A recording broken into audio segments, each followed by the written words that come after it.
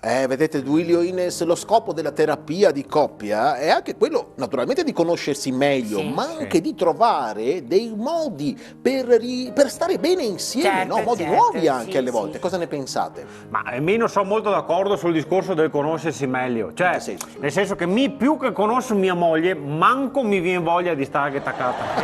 Vedi quanto cancano. Allora, è un simpaticone, Sì, sì, lui è sì, simpaticone. Allora, io penso che però dopo tanti mesi di terapia di coppia, ecco, qualche miglioramento l'abbiate visto. Sì, abbiamo capito delle cose importanti, Brava, tipo che ti ha tipo. spiegato Sì, sì. che è impossibile avere sempre ragione. Ecco, Non brava. possiamo avere sempre Brava, ragione. vi ho spiegato che all'interno di un litigio coesistono Certo. due verità. Due verità. Abbiamo certo, capito certo, quali certo. sono. Delle volte ora sono me, delle volte sei io che non capisce quando che sbaglia.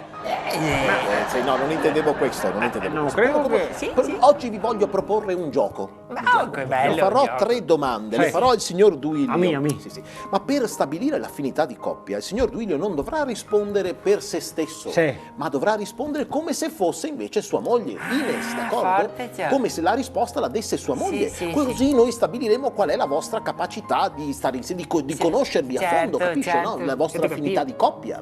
Mia capivo benissimo, dottore. Grazie dell'insulto dei uomini.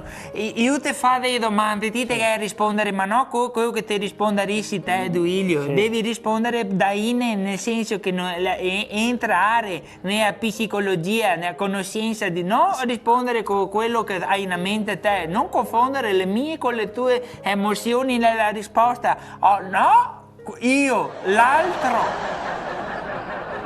Tutto chiarissimo adesso, dottore. Sì, Forse iniziamo. È meglio se iniziamo, meglio se iniziamo. Allora, la prima domanda è semplice. Sì. Qual è il suo piatto preferito? Il suo.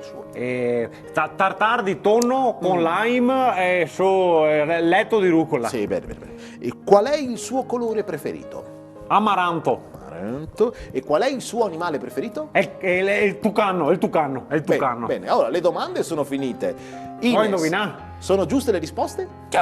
Il mio piatto preferito è i gnocchi con ragù. Colore preferito rosa e mi piace i cani. Non sono mica andato tanto distante, che t'ho visto. Cosa devo dire? Ma guarda sto qua. Guarda, a vorrei che te fossi nato vulcano per avere soddisfazione di vederti scioppare.